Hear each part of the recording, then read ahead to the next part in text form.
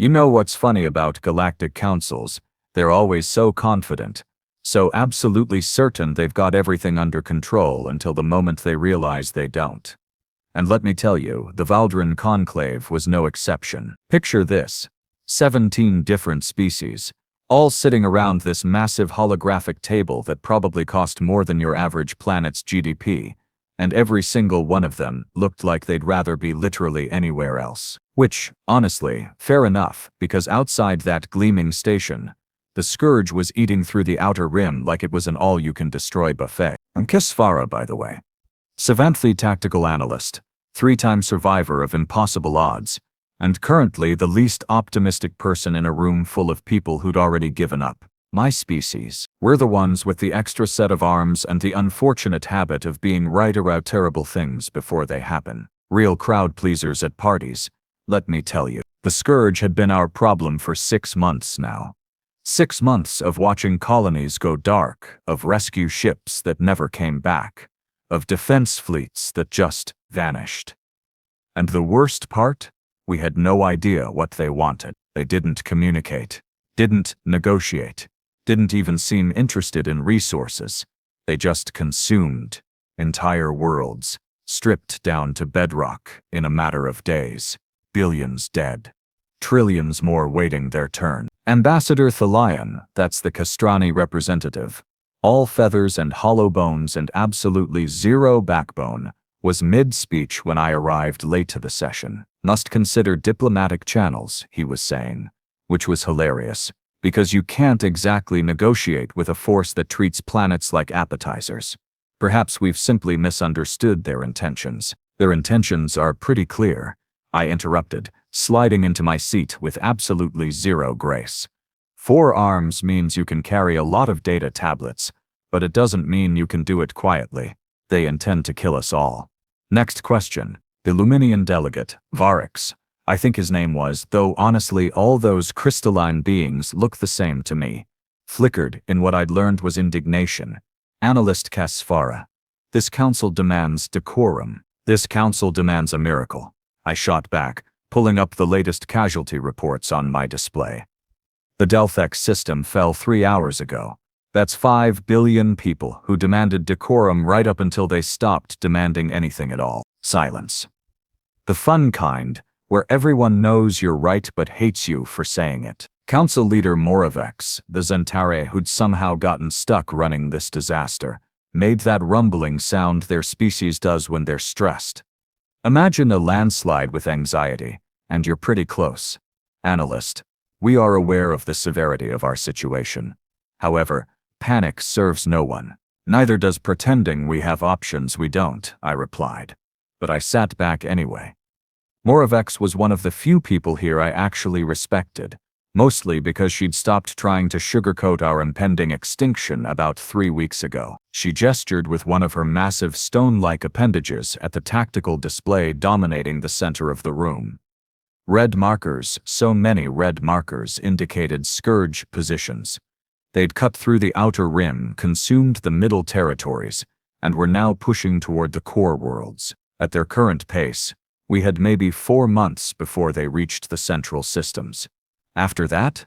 Well, there wouldn't be an after that. Our combined fleets have engaged them 17 times, Moravex continued, her voice carrying that particular quality of someone delivering a eulogy for civilizations that aren't quite dead yet.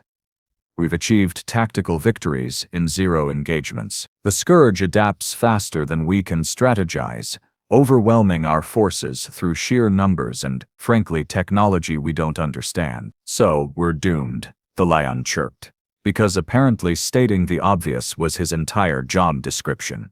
Perhaps we should focus on evacuation. To where? Snapped Kira, the Morthani military commander. Now there was someone who understood reality.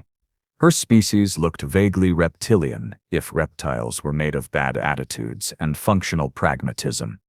Every system we evacuate to becomes the next target. The Scourge follows population signatures. We'd just be leading them to whatever survivors remain. More silence. The really uncomfortable kind this time. I pulled up a file I'd been sitting on for the past week, mostly because I knew how everyone was going to react. There is, one option we haven't discussed. Every eye, sensor, and consciousness field in the room focused on me. Great. Love being the center of attention when delivering terrible news. The humans, I said simply. You know that sound a room makes when everyone tries to object at once? It's like a symphony of denial, and let me tell you, it was deafening. The lion actually squawked, which I didn't know his species could do. Varix's crystalline structure literally flickered with what I can only describe as digital horror. Even Moravec's looked like I'd just suggested we all hold hands and jump into a star. Absolutely not, Kira growled, her claws actually extending against the table surface. The humans are quarantined for a reason, Kesvara. 3,000 years we've maintained that barrier. 3,000 years during which they've done what exactly? I interrupted, pulling up historical files. Killed each other, sure. Fought constant wars. Developed increasingly horrifying weapons. Turned violence into an art form, but they survived. Every single time. That's precisely why we quarantined them. Slian was practically shrieking now. They're dangerous. Unpredictable, absolutely insane. And the Scourge isn't? I shot back. Look, I'm not saying the humans are nice. I'm not even saying they're sane. But they're survivors. And they're really, really good at killing things. Moravex held up one massive hand. And the room quieted. She fixed me with a look that could have cut through hull plating. Kesvara. You're talking about contacting a species that nearly destroyed itself 17 separate times before we even made first contact. A species so violent, so fundamentally aggressive, that the entire council agreed unanimously, which never happens to contain them on their homeworld and forbidden systems. Do you understand what you're suggesting? I'm suggesting we're out of options, I said quietly, and I made sure my voice carried every corner of that chamber. I'm suggesting that when you're drowning, you don't care if the hand pulling you out belongs to someone you'd normally cross the street to avoid. I'm suggesting that maybe, just maybe, the reason we've always feared humanity is the same reason they might be our only shot at survival. More arguing. Of course there was more arguing. Varix pulled up the old containment protocols, displaying humanity's greatest hits, the nuclear age, the biowars, the Cascade conflicts, that really unfortunate incident with the nanite plague. Not exactly a resume that screams trustworthy allies, but I've done my homework. Look at the pattern, I insisted, pulling up comparative analyses. Every time humanity faces extinction-level threats, they don't just survive. They thrive, they adapt, they innovate, they find ways to win that no logical species would ever consider. Remember the Cascade conflicts? When they were down to 30% of their population and everyone assumed they'd go extinct. They weaponized their own atmosphere, Kira muttered. And, yeah, she remembered. Everyone remembered. That particular solution had been simultaneously brilliant and absolutely terrifying. Exactly, I said. They weaponized their own atmosphere, killed another billion of themselves in the process. But they survived. They always survive. And more importantly, they always win. Thalaeon ruffled his feathers in distress. You're talking about unleashing the most dangerous species in known space on a threat we barely understand. What if they side with the Scourge? What if they see this as an opportunity for conquest? What if we all die because we were too scared to take a chance? I finished for him. Because that's the alternative here, Ambassador. The Scourge doesn't negotiate, doesn't retreat, doesn't stop. Our fleets are broken, our defenses are failing, and we have maybe 4 months before everything we've built over millennia becomes cosmic dust. So yes, I'm suggesting we call the species we've feared for 3,000 years, because right now, they're the only thing scarier than the thing trying to kill us. The chamber fell into a different kind of silence. The thinking kind. The kind where everyone's running calculations in their heads and not liking the results. Finally, Moravex spoke, her voice carrying the weight of a decision that would either save us or doom us, possibly both. The containment barrier around Sol's system remains absolute. If we're going to do this, we'll need to breach it, make contact, and somehow convince a species we've imprisoned for millennia to help us. That's assuming they even have the capability to make a difference. Oh, they have the capability, I said, pulling up the files I'd been analyzing for weeks. The question is whether they'll want to help us, or if they'll just watch us burn for what we've done to them. Kira leaned forward, her eyes narrowed. And if they say no? If they refuse? I met her gaze and didn't blink. Then we die anyway, but at least we tried something other than sitting here arguing while worlds burn. More debate, more arguments, more perfectly reasonable objections to a perfectly insane plan. But here's the thing about desperate times. They make even the most cautious beings consider ridiculous options. And the humans? They were definitely ridiculous. Eventually, Moravec called for a vote. It took 4 hours of deliberation, countless amendments to the proposal, and probably several nervous breakdowns among the more anxious council members. But in the end, the resolution passed by a margin of 1 vote. We were going to breach the Sol barrier. We were going to make contact with humanity. We were going to ask the scariest species in the galaxy for help. And as I sat there, watching the council disperse to prepare for humanity's return to galactic affairs, I couldn't help but wonder if we were about to make the biggest mistake in our collective history, or if we'd just found our only chance at having a history at all. The fun part, I'd find out soon enough. Because the mission team was already being assembled, and guess who'd just volunteered to be humanity's first alien visitor in 3 millennia? Yeah, me. Because apparently surviving impossible odds 3 times wasn't enough, I had to go for 4. So here's the thing about humanity's quarantine barrier.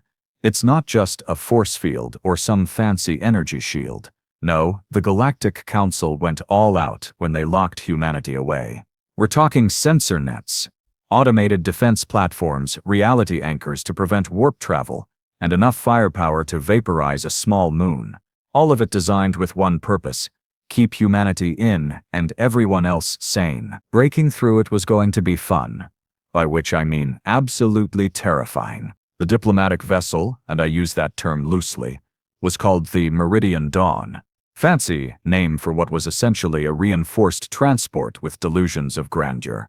Our crew consisted of me, Moravec herself, because apparently near certain death is a leader's job, Kira, because someone needed to handle security, and 2 others, Physician Talon, a Nexari medical specialist, who looked like an octopus that had been stretched vertically and given existential dread, and Engineer Rowe, a Veccan who communicated primarily through electronic pulses and sarcastic diagnostic readouts. We stood in the ship's observation deck, watching as Sol system grew larger on our displays. Earth's sun, their sun burned yellow-white in the distance, and honestly, it looked pretty normal. Disappointingly normal, considering the psychotic species orbiting one of its planets. Barrier breach in 30 seconds.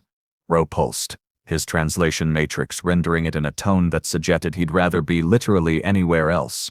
All systems reading nominal, which statistically means something terrible is about to happen. Optimistic as always, I muttered, checking my data tablets for the 1000th time. We had communication protocols prepared in 17 different human languages, historical context files, diplomatic overtures, and most importantly, really detailed apology scripts for that whole imprisoned you for 3 millennia thing. Moravec rumbled beside me, her massive form somehow conveying anxiety despite being made of what looked like sentient granite. The moment we breach, automated systems will alert their defense networks. If they've maintained any military capacity, we'll have minutes to explain ourselves before they assume we're hostile. If they maintained military capacity, Kira snorted, checking her sidearm for probably the dozenth time. Kes Vara, these humans of yours, they've been isolated for 3,000 years. Most species would have stagnated, maybe gone extinct. What makes you think they're still dangerous? I pulled up the last surveillance reports from before the barrier went fully opaque, about 200 years ago, when our sensors could still penetrate the outer edge. Because, 2 centuries ago, they were colonizing their entire solar system while fighting 3 separate wars among themselves. They'd turned their moon into a military installation, had weapons platforms on Mars, and were doing something with Jupiter's moons that our analysts labeled concerning but unclear.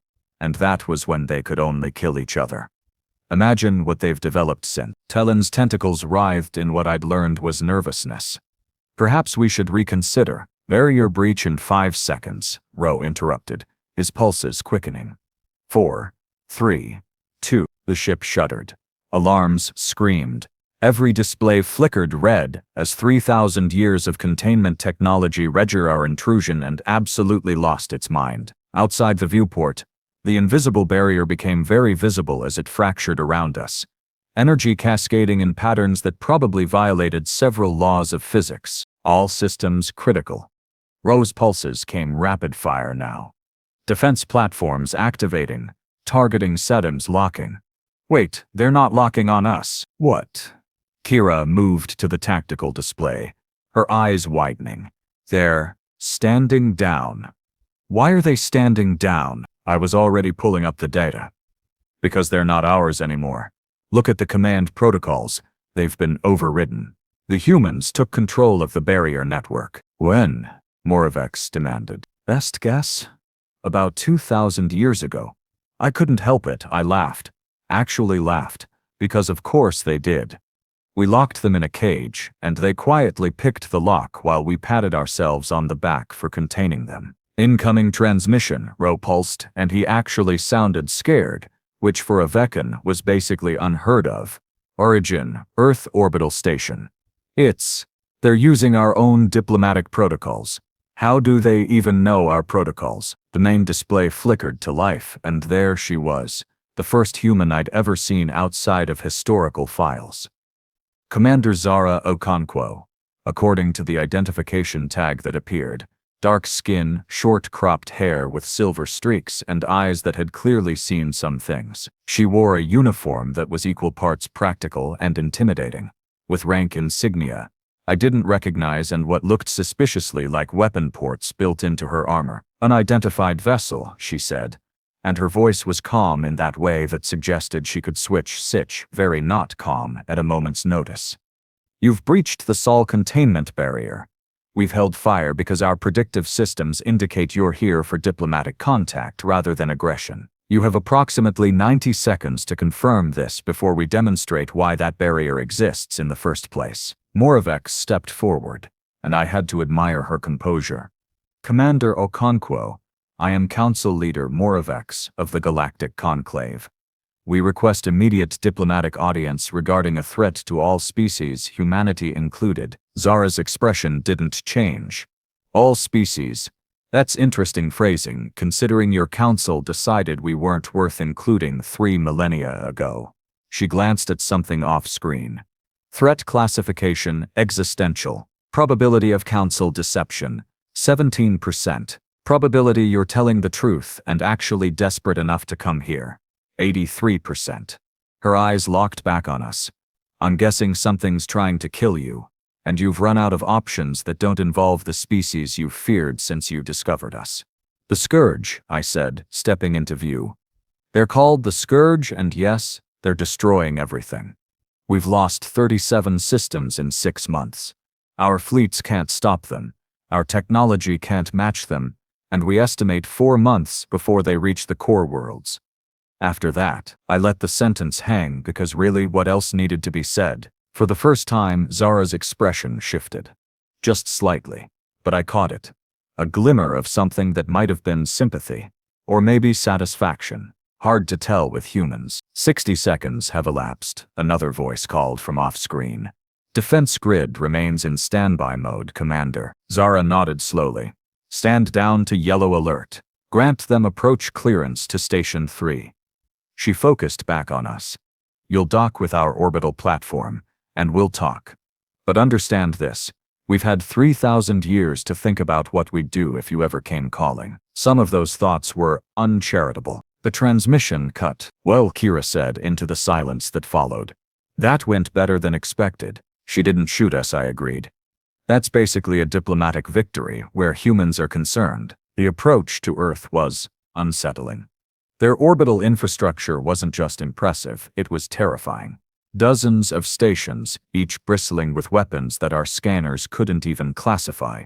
Ships that made our finest warships look like children's toys. And everywhere, The signs of a species that had turned isolation into innovation. They've built a Dyson swarm, Talon whispered, his tentacles pointing at the massive solar collector arrays surrounding Earth's sun.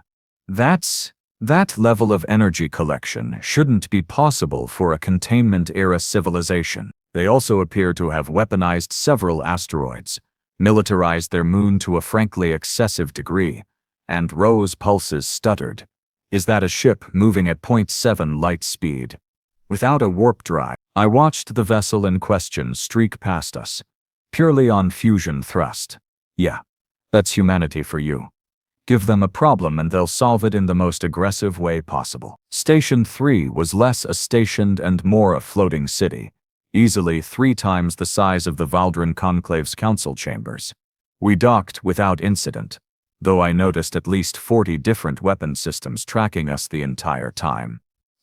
The airlock opened and we got our first real look at humanity up close.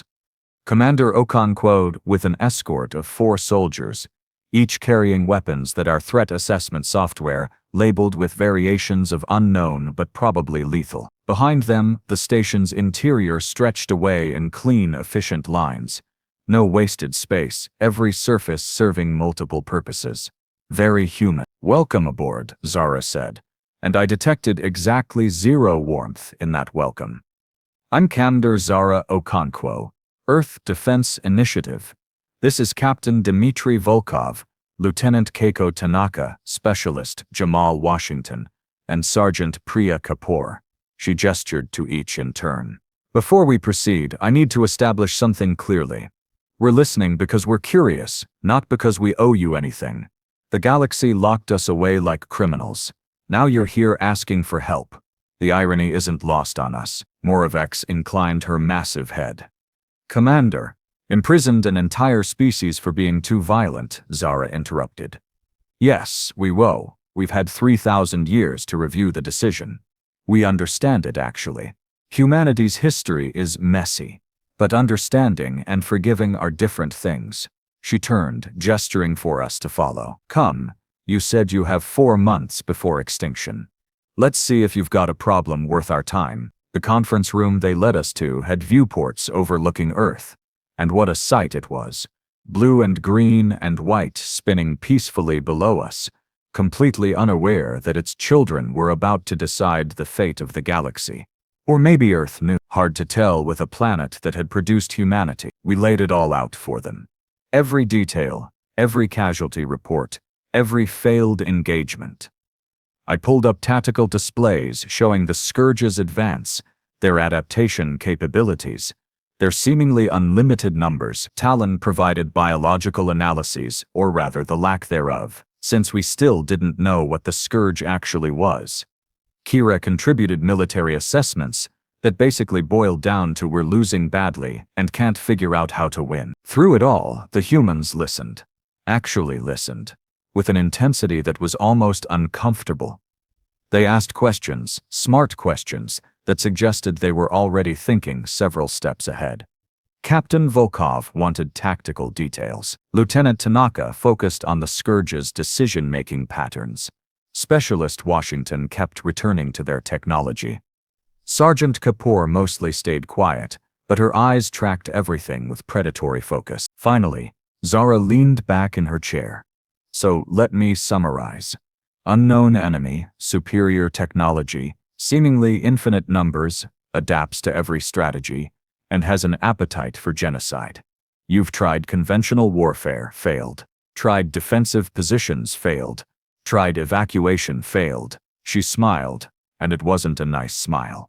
And now you want humanity to clean up your mess. We're asking for help, Moravex said carefully.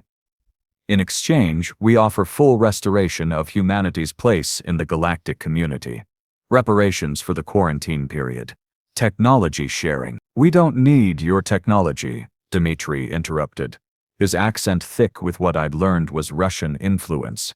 3,000 years alone taught us self-sufficiency.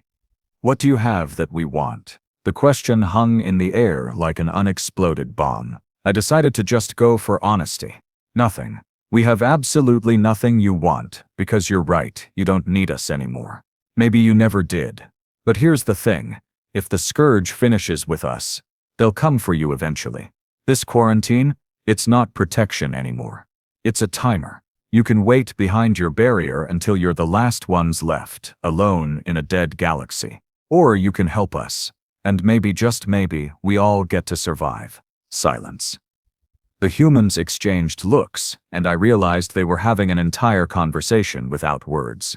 Some kind of micro-expressions, subtle gestures, shared understanding that their species had developed over millennia of needing to communicate in hostile situations. Kaiko spoke up, her voice quiet but carrying. We'll need full access to all engagement data, complete technological specifications of your fleets, and unrestricted intelligence on the Scourge's behavior patterns. No redactions, no holding back because you're afraid we'll learn your weaknesses. Her smile was sharp. We already know your weaknesses. We've been watching you through that barrier the whole time. Of course they had. Of course. Agreed, Moravec said without hesitation, because what choice did we have? Zara stood, moving to the viewport. Earth rotated below, serene and beautiful, completely at odds with the conversation happening above it. We'll need to brief our command structure. Earth Defense Initiative, Mars Colonial Force, Titan Station Command. The Belt Militia. Humanity isn't unified the way your species seem to be. We're more like controlled chaos. Will they debris? I asked. She glanced back at me, and for the first time, I saw something like humor in her eyes. Oh, they'll agree. You want to know why? She gestured at the tactical displays, still showing the Scourge's devastation. Because humanity has spent 3,000 years locked in this system with nothing to fight but each other. We've been bored out of our minds, developing weapons and strategies with no real enemy to use them against. You're offering us a war against an existential threat that might actually challenge us. Jamal laughed. Actually laughed. You really think we'd say no to the most interesting fight in human history? And that's when it hit me. We'd been so afraid of humanity's violence that we'd locked them away. And in doing so, we'd created something far worse than what they'd been. We'd given them 3,000 years to refine their aggression, to turn their warlike nature into pure art, to develop technology and tactics, with nothing to temper them except their own imagination. We hadn't contained humanity. We'd concentrated it. How long? Moravec asked. How long until you can deploy? Zara checked a display on her wrist. Our rapid response fleets can be in the contested zones within 48 hours. Full military mobilization. She smiled, and this time it was terrifying. 1 week. Earth hasn't fought an external war in 3 millennia. Council leader, we're going to make an impression. And as we left that station, heading back through the barrier that humanity had secretly controlled for 2,000 years, I couldn't shake one thought. We'd spent 3,000 years fearing what humanity might do. Now we were about to find out what they'd do for us. The galaxy was about to learn why Earth had survived every attempt to destroy itself. Why humanity always found a way to win. The Scourge thought they were the scariest thing in the universe. They were about to meet something scarier. They were about to meet us at our most desperate, allied with humanity at their most prepared. And may whatever gods exist in this universe have mercy on the Scourge, because humanity certainly wouldn't.